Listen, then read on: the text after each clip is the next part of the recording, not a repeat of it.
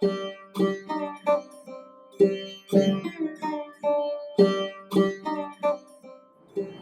everyone, and welcome back to another Yoga Anywhere practice. I'm Amanda, and I'll be your instructor for today. And today I'm joining you from beautiful Panama City, Panama. And I'm so happy to be here today bringing some yoga to you. And so today's video is a how-to video for cat-cow. And cat-cow is one of those poses that you're going to see in a lot of different yoga classes. It's going to show up in a ton of different flow style classes like Ashtanga, Vinyasa flow, and you'll even see them in some forms of yin yang, yin restorative, just depending on how the teacher's setting up the class. And it kind of sucks to be in the room feeling like, I don't know what this is, it's a little weird, I don't know if I'm doing it correctly. So I just wanted to walk you through the basics of it today so that you can go into class feeling like a cat-cow pro. Alright, so what you're going to do is you're going to come into a pose called tabletop position. And it's pretty much exactly like it sounds. You want to be like a table. And so the key things about a table are that they have sturdy legs and a sturdy top. And so those are the things you want to think about. So you want your knees and hands to be about the distance of your body apart. So your hands shouldn't be further away from you. They should be stacked right underneath your shoulders. So you want to think about bringing your wrists and shoulders in one line. And then you want to think about having your knees right underneath your hips. And so this is going to be, if you've done any movement practices, this might feel pretty natural, so don't overthink it. I mean, if they're in a little bit too much or out a little bit too much, it's okay. You'll get the feel for it as you start to move. So do your best with finding those sturdy legs, and then what you want to think about with your table is as if somebody could put something on it. So say somebody came and decided to sit at this table, would they be able to eat off my back? For me, I have a little bit of natural back sway where I like to arch through my lower back. Not so ideal, so I have to always bring consciousness into this. So one thing I like to do is I like to place one of my hands on my lower back and just make sure that that is nice and flat. And then I bring it up and I feel the flatness of my middle back and just as high as you can go with this. You can also bring your hand up and over through your shoulders and just feel how the sensations are there. You can also just play around with tilting your pelvis and hopefully coming to a neutral pelvis. So get it as flat as you can just by playing around with your pelvis, pushing through your shoulder blades. And then what you want to do to keep yourself nice and sturdy is ever so slightly draw your belly in. So think about drawing your belly button towards your spine. And that's going to keep your table nice and secure. Okay, so we're in tabletop position now. You're feeling nice and sturdy. If somebody pushed you, you're not really going to go anywhere. If somebody tried to eat on your back, they're going to probably be pretty successful despite the awkwardness of, a human table. And so from here, we're going to move into the pose. So with yoga, we always link movement with breath. So you'll often hear teachers cue inhale.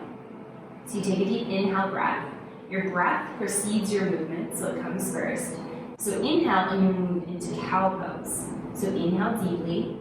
And then as you come into cow pose, what you're thinking about is dropping your belly towards the ground, but you're not doing like a big release of that engagement that we had.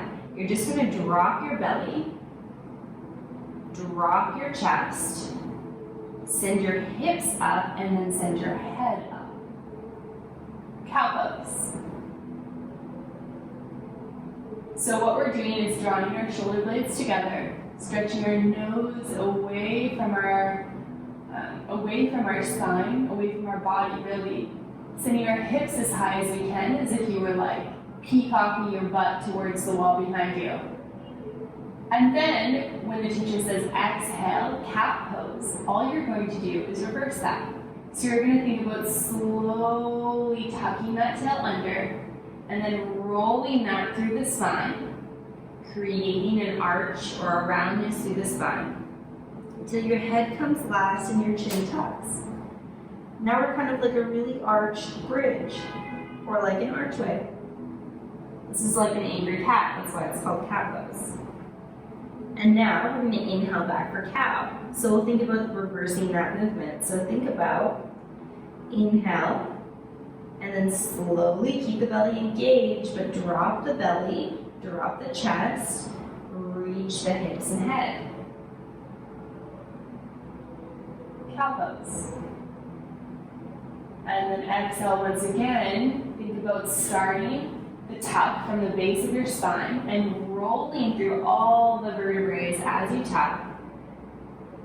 All the way up through your shoulder blades. And then tucking your head and neck, chin comes towards your chest. You can gaze back at your belly button. Cow pose. Inhale once again, cow.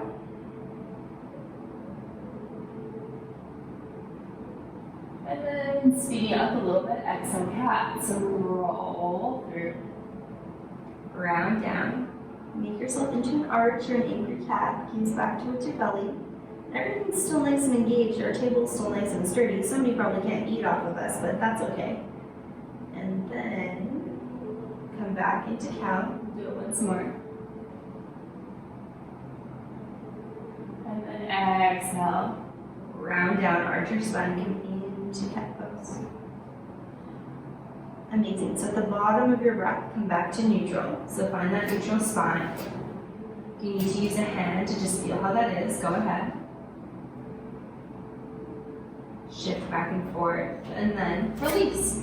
If your wrists are bothering you, you can just do like a little wrist circle here, shake out your hands since we're on them for a while. And that is cat and cow.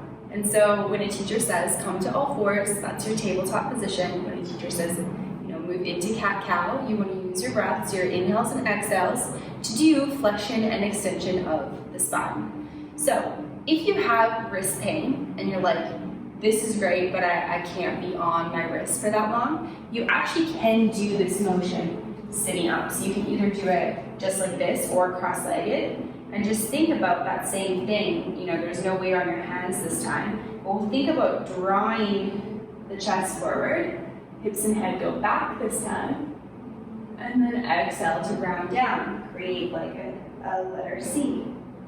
Chin to your chest, you can see your belly button.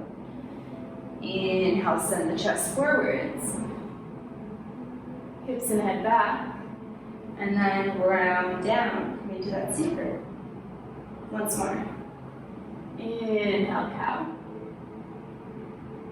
And exhale, cat. Right? So do you see how it's pretty much the exact same movement, we're just doing it from a different starting position. So it's really important to know your own body and to know when to modify. So if you have, pain that's happening with your knees or particularly with your wrists and too much weight on your wrist really doesn't feel good, know that you could do a lot of this stuff from seated. You can just let the teacher know in your everyday class or in the public class that you're going to that you have that and that you'll be practicing your cat-cows from a seated position. So I hope that's helpful. If you have any questions about cat-cow or any other poses, drop them below and let me know. Otherwise, give this video a like, and thank you so much for watching. Namaste.